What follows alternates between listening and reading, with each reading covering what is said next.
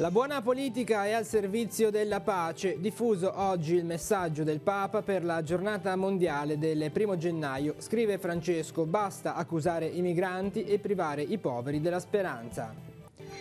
Saranno le imprese Salini in Pregilo, Fincantieri e Italfer a ricostruire il viadotto autostradale sul Polcevera. A indicare i nomi delle aziende il commissario straordinario alla ricostruzione Marco Bucci. Tariffe, Santa Margherita Ligure riduce l'imposta sui rifiuti, la riunione questa sera del Consiglio Comunale, il bilancio invece causa mareggiata sarà chiuso a gennaio. Messa di Natale per le lampade ardenti all'Acquarone, c'è un profondo legame tra gioia e adorazione eucaristica, ha sottolineato il vescovo di Pavia che ha presieduto l'Eucarestia. Una grande festa per i 75 bambini assistiti dall'Istituto per il Baliatico, l'ente che da quasi un secolo si prende cura dei piccoli in difficoltà, abbattute le liste di attesa per le famiglie. Un brano inedito per il concerto a sostegno del Comitato Assistenza Malati Tigullio. Venerdì a Camogli l'esibizione di Oriano Castelli, Davide Martinelli e Gioacchino Costa. Sacrificio e passione legati dall'etica del comportamento, gli ingredienti indispensabili per un atleta. In diretta TV una carrellata di sportivi locali per gli auguri natalizi.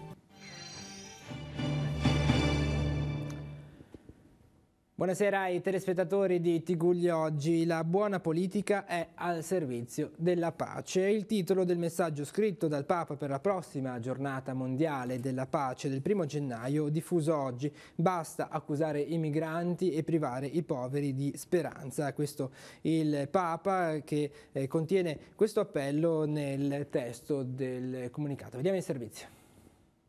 La buona politica è al servizio della pace quando rispetta e promuove i diritti umani, costruisce cittadinanza, incoraggia i giovani. Così il Papa nel messaggio per la 52esima giornata mondiale della pace del 1 gennaio 2019. Il buon politico, prosegue Francesco, è chi ha coscienza del proprio ruolo, che è coerente, credibile, capace di ascoltare, coraggioso, impegnato per l'unità e il cambiamento. In questo senso, se attuata nel rispetto della vita, della libertà e della dignità, la politica può diventare una forma imminente di carità. Purtroppo, prosegue il Santo Padre, ci sono numerosi vizi che indeboliscono l'ideale di un'autentica democrazia. Sono quelli che definisce inettitudini personali, storture nell'ambiente e nelle istituzioni, ad esempio la corruzione, il non rispetto delle regole, la giustificazione del potere con la forza, la xenofobia, il razzismo. Esse, dice il Papa, tolgono credibilità ai sistemi, sono la vergogna della vita pubblica e mettono in pericolo la pace sociale. Inoltre, si legge nel messaggio, quando l'esercizio del potere politico mira soltanto a salvaguardare gli interessi di alcuni individui, l'avvenire è compromesso e i giovani possono essere tentati dalla sfiducia perché condannati a restare ai margini. Se invece la politica si traduce in incoraggiamento dei giovani talenti, la pace si diffonde e diventa una fiducia dinamica. Secondo Francesco, una politica è dunque al servizio della pace se riconosce i carismi di ciascuna persona, intesa come una promessa che può sprigionare nuove energie. Oggi, conclude il Papa, di fronte alla diffusa paura dell'altro, alle chiusure, ai nazionalismi e a tutto ciò che mette a rischio la fraternità, c'è bisogno di artigiani della pace e di messaggeri autentici di Dio. Non sono sostenibili i discorsi politici che tendono ad accusare i migranti di tutti i mali e a privare i poveri della speranza, dice il Papa. Va invece ribadito che la pace si basa sul rispetto di ogni persona, qualunque sia la sua storia. Andiamo a Genova adesso. Saranno le imprese Salini in Pregilo, Fincantieri e Italfer per la parte progettuale a ricostruire il viadotto autostradale sul Polcevera. A indicare i nomi delle aziende scelte il commissario straordinario Marco Bucci. La ricostruzione del Ponte Morandi vedrà una spesa di 202 milioni di euro, tutto compreso e nulla escluso, come indicato dal decreto numero 19 firmato oggi. Le aziende si sono impegnate a rispettare un cronoprogramma che prevede il completamento strutturale dell'opera entro la fine del 2019. Oggi si compie un passo importante per il futuro della città, ha spiegato il sindaco di Genova. Abbiamo chiesto a Renzo Piano di sovrintendere al progetto per garantire l'aderenza all'idea originale e la qualità di realizzazione della stessa. L'architetto ha accettato l'incarico in forma di donazione alla città.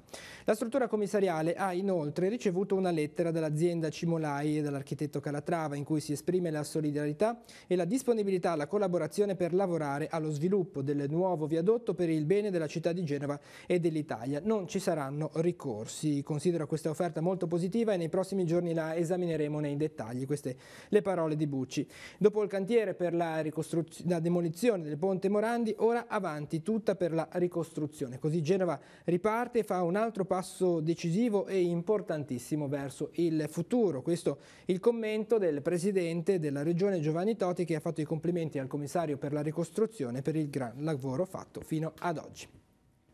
E questa mattina a Genova si è svolto un convegno dedicato alla riforma del terzo settore. L'argomento è stato affrontato da commercialisti esperti in materia.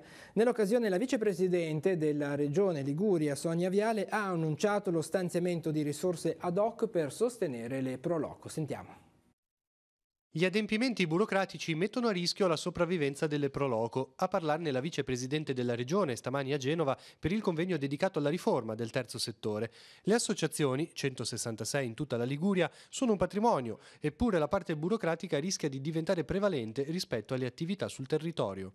Conoscete capillarmente ogni campanile, ogni carugio, soprattutto mi riferisco ai nostri entroterra e quindi in qualche modo siete preziosi anche per trasferire un patrimonio di conoscenza alle nuove generazioni e anche in qualche modo tenere vive anche le nostre piazze d'estate. Ognuno di noi partecipa ai vostri eventi, però tutto questo che è frutto di un'attività di volontariato di decenni, con le regole attuali non è più compatibile con una base semplicemente volontaristica, ma deve essere incardinata in un sistema che via via, avete visto l'elenco delle leggi regionali liguri, ma che hanno avuto con la riforma il codice del terzo settore un assetto giuridico, una base giuridica pregnante, forte e molto invasiva rispetto alla possibilità anche di sopravvivenza delle piccole pro loco. Secondo la Viale, però, il 2019 sarà l'anno delle pro loco. Una parte significativa del fondo del terzo settore, ha annunciato durante l'incontro, sarà destinato a loro, con risorse specifiche a sostegno del settore.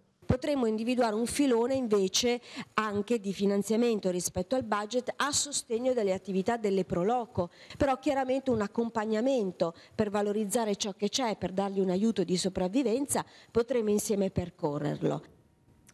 Andiamo sul nostro sito teleradiopace.com per una notizia di sanità. Nel 2019 saranno avviate le procedure per il concorso degli operatori sociosanitari nel sistema sanitario regionale Ligure, lo ha annunciato la vicepresidente e assessore alla sanità Sonia Viale.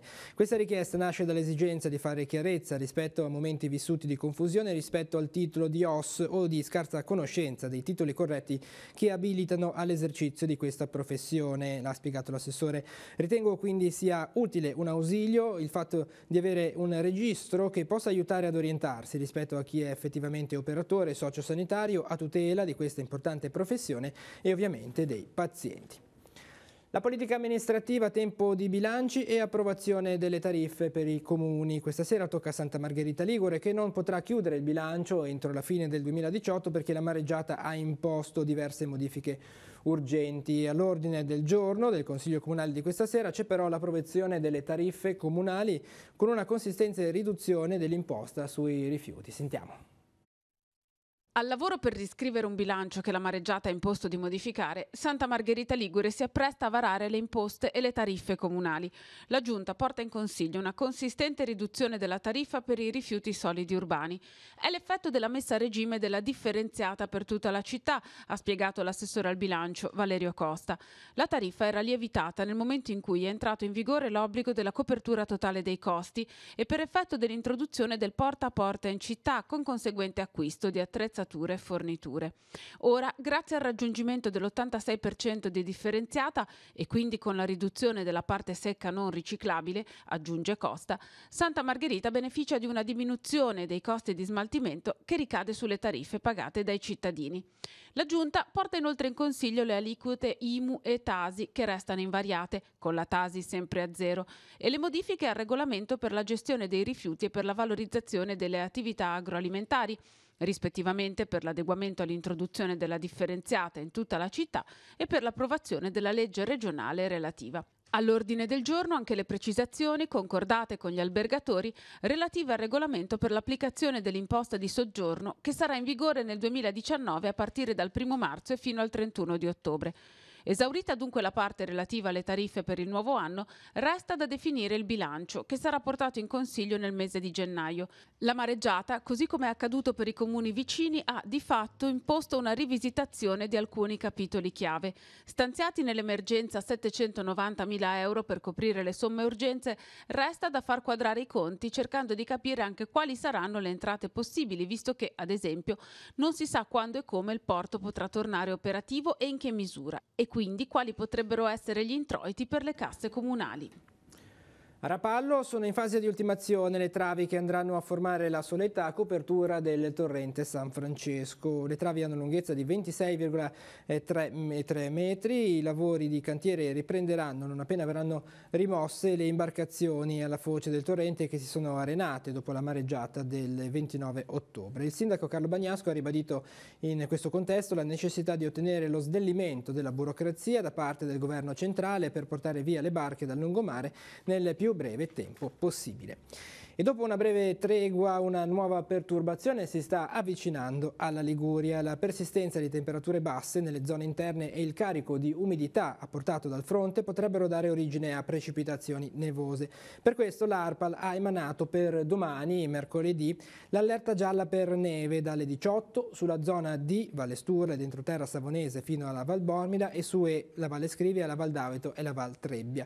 L'allerta per il momento terminerà alla mezzanotte, anche se domani mattina verranno effettuate nuove valutazioni. Già dal pomeriggio di oggi si sono registrate nubi in aumento sul centro-ponente. Il nuovo peggioramento coinvolgerà la regione domani, in intensificazione con il passare delle ore, con piogge o rovesci sulle zone costiere e nevicate nelle zone interne, laddove le temperature lo consentiranno. Non si esclude la possibilità di locali episodi di gelicidio, specialmente nella prima parte della giornata di domani. Probabilmente esaurimento dei fenomeni nelle prime ore di giovedì. Nella notte, intanto, si sono registrati ancora valori minimi abbondantemente sotto lo zero. Cabanne di Rezzoaglio ha toccato i meno 8,4, Calizzano in provincia di Savona in meno 7,4. Protomollo, siamo a Borzonasca, meno 6,3 gradi e Varese Ligure è andata sotto zero, 0,1 grado centigrado. La pagina diocesana adesso. È stato il vescovo di Pavia, Monsignor Corrado Sanguinetti, a presiedere la messa natalizia delle lampade ardenti. I volontari che assicurano l'adorazione eucaristica notturna al centro Benedetto Acquarone di Chiavari. Voluto 18 anni fa da Don Nando Negri, il servizio non si è mai fermato. Ad oggi sono circa 150 i fedeli che coprono i turni durante tutto l'anno. C'è bisogno di olio nuovo per le lampade e questo l'appello lanciato durante la celebrazione eucaristica, dove Monsignor Corrado Sanguinetti ha sottolineato la profonda correlazione che esiste tra la gioia e l'adorazione. Sentiamo.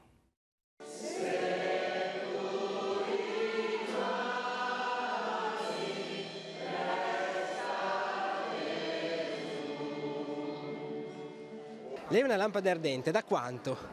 Da tantissimi anni. È stato Don Nando che appunto quando ha iniziato questa bellissima cosa qui ha chiesto se volevamo partecipare, se volevamo aderire. Con gioia l'abbiamo fatto, anche con paura all'inizio perché ci spaventava il fatto di passare la notte, mentre invece poi abbiamo capito che era un tempo molto bello, un tempo di pace, un tempo di preghiera, di intimità che non si poteva trovare in nessun altro posto. In 365 giorni solo 9 non sono stati coperti dalle lampade ardenti. Sì, nonostante ci sia stata una diminuzione della presenza da 250 persone distribuite nell'arco dell'anno, questa presenza si è molto ridotta.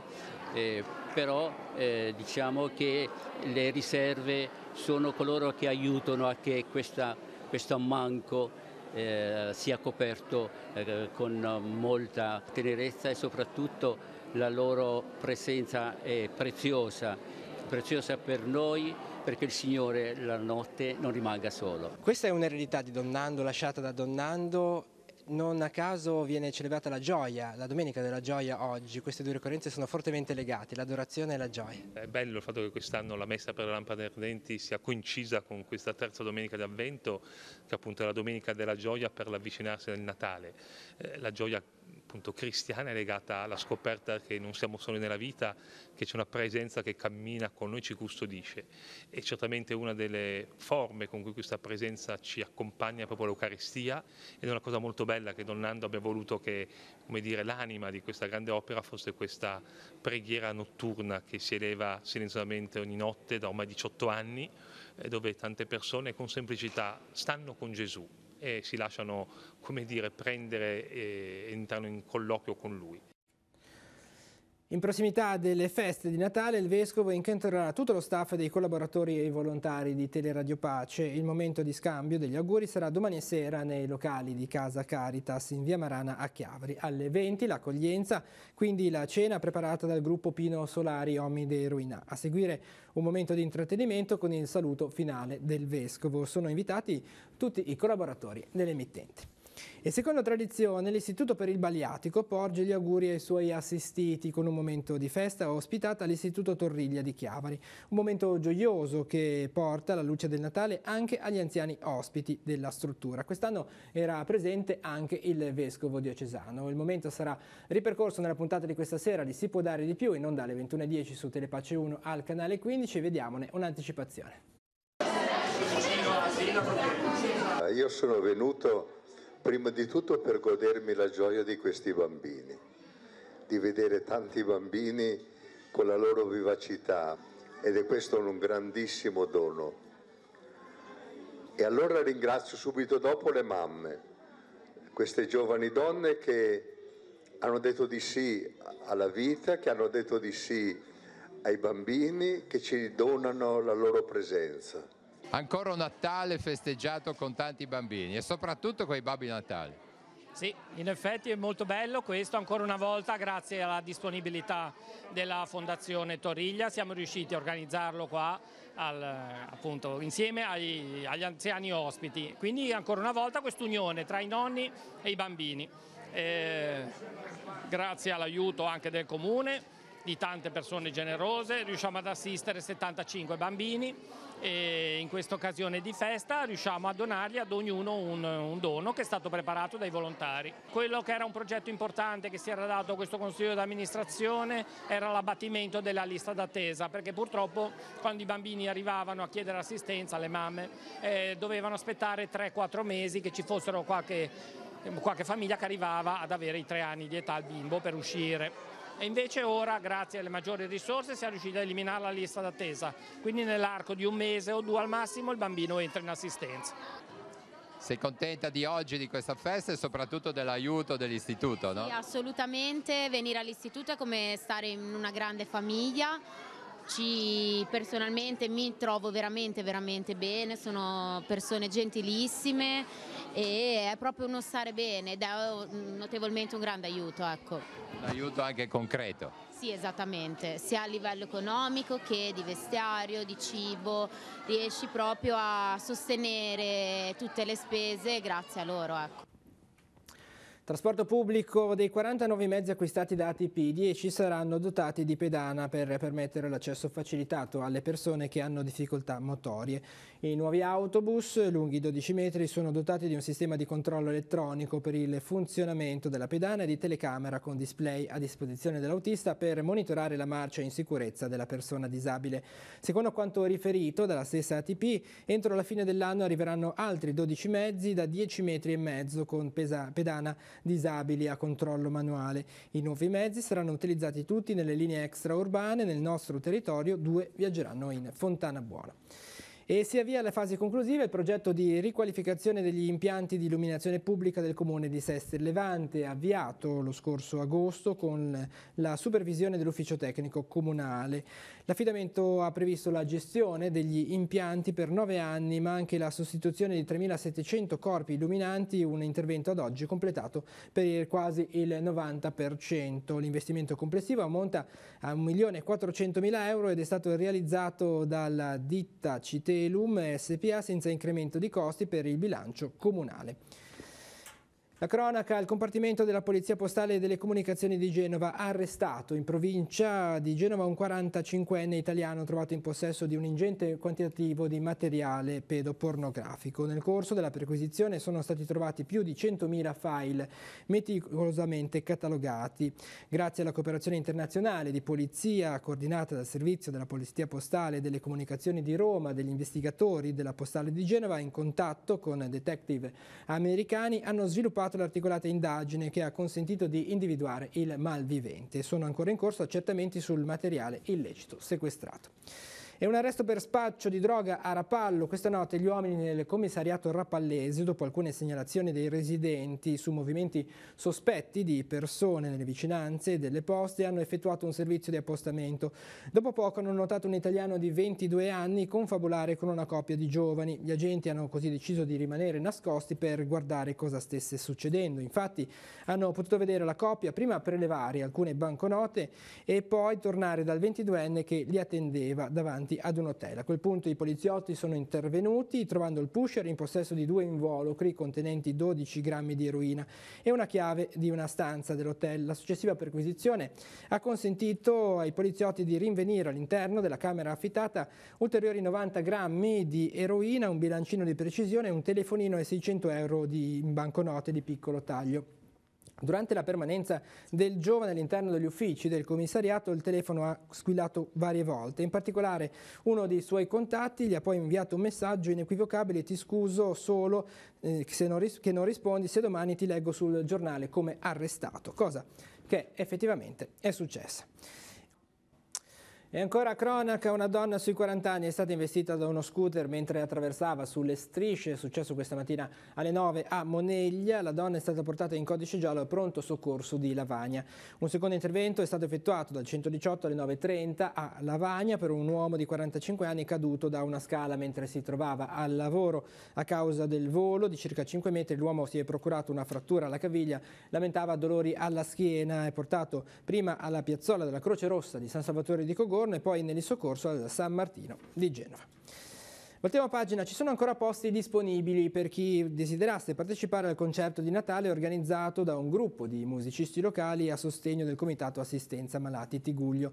Il ricavato della serata sarà destinato all'acquisto di un ecografo per il reparto di neonatologia dell'ospedale di Lavagna. L'appuntamento è per venerdì prossimo al Teatro Sociale di Camogli alle 21. Sul palcoscenico saliranno Oriano Castelli, Davide Martinelli e Gioacchino Costa, che per l'occasione hanno realizzato un brano inedito che presenteranno insieme al loro CD. Sentiamolo in anteprima. Noi qui, figli dello stesso accordo.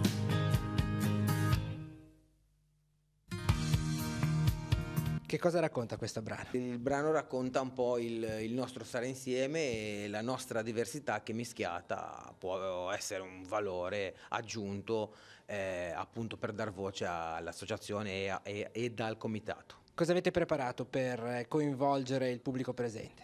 Allora, innanzitutto la serata sarà divisa in tre momenti, ognuno per le nostre realtà, diciamo, e poi ci mischieremo insieme e vi sarà anche qualche sorpresa che, appunto, essendo sorpresa, verrà svelata al momento. E sarà sempre così. Noi qui, foglie cadute in questo mondo, noi così, diversi ma dello stesso tronco. Che serata sarà questa? Sarà una serata splendida e una serata di successo. È una serata, noi ci auguriamo, abbiamo tante prenotazioni, abbiamo non tanti posti, vorremmo completare la vendita che è stata notevole e vorremmo il teatro gremito. Lo spettacolo merita, sono 3 musicisti di grande bravura, quindi ci aspettiamo una serata trionfale. Senza poi dimenticare lo scopo di questa serata. Consegneremo un ecografo al reparto di ostetricia e ginecologia e un ecografo particolare del costo di 60.000 euro.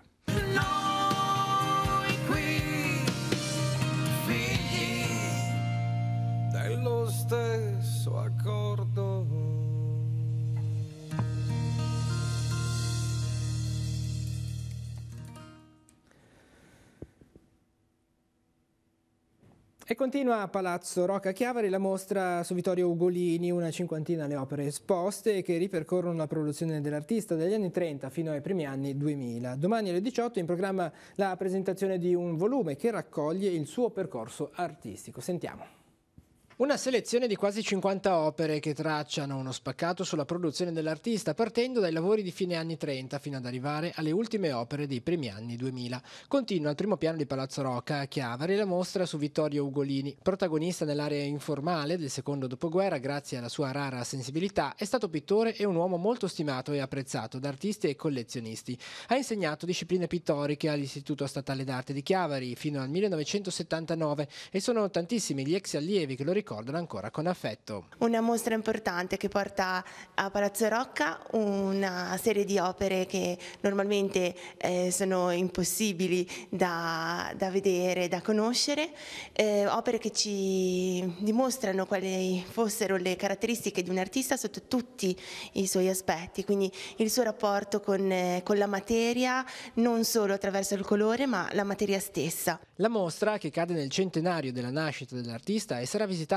da lunedì a venerdì dalle 16 alle 19, sabato e domenica festivi anche al mattino dalle 10 alle 12, è il completamento di un lavoro di ricerca di opere e di materiale documentale che andrà a comporre il volume edito dalla casa editrice De Ferrari di Genova e sarà presentato domani a Palazzo Rocca alle 18. Diverse le sezioni in cui l'esposizione si articola, che si conclude con un contributo video che ricostruisce la figura di Ugolini attraverso i ricordi di coloro che lo hanno conosciuto. Un monitor nell'ultima salita qua in fondo, un video che dura pochi minuti però dà soprattutto un bel ricordo di Vittorio, insomma, regalato da queste persone che l'hanno conosciuto e frequentato e stimato molto. La realizzazione della retrospettiva si deve all'impegno dell'Associazione Culturale Tecnica Mista al debutto sulla scena culturale chiavarese. In occasione di questo primo evento è nata una collaborazione molto feconda con le istituzioni, quindi abbiamo lavorato molto in sinergia e questo ci ha fatto molto piacere. Speriamo di continuare con questo stile anche per gli eventi che verranno nel corso del prossimo anno. E adesso nella nostra scheda altri appuntamenti in agenda per domani.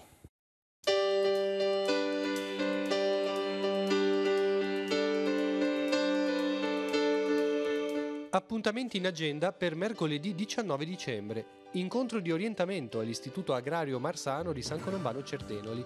Al mattino l'agronomo Stefano Piroli incontrerà gli studenti sugli aspetti riguardanti la prosecuzione degli studi alla facoltà di agraria, ma anche sull'ingegneria naturalistica.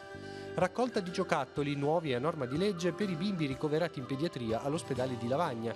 I giochi si raccolgono dalle 10 alle 12 e dalle 15 alle 17 al circolo Acli Fanin di via Vinelli a Chiavari. I doni saranno portati ai piccoli pazienti venerdì 21 dicembre. Open Day al Liceo Marconi del Pino di Chiavari, dalle 15 alle 18 nella sede dello Scientifico di Piazza Caduti di Nassiria e al Classico di Salita Gianelli verrà illustrata l'offerta formativa ai ragazzi e alle loro famiglie.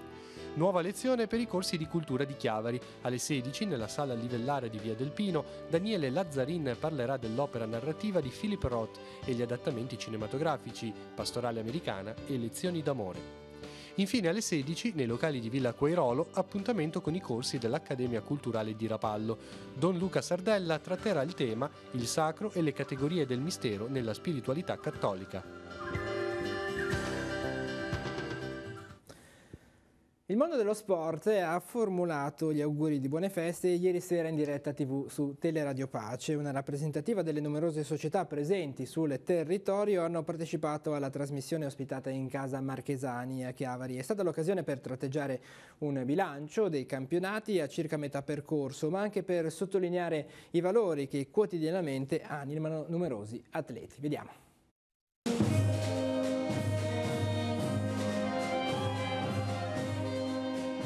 Nel clima delle feste, una rappresentanza dello sport del Tigullio si è riunita in Casa Marchesani a Chiavari per augurare buon Natale alle tante famiglie e agli atleti coinvolti nelle diverse discipline sportive.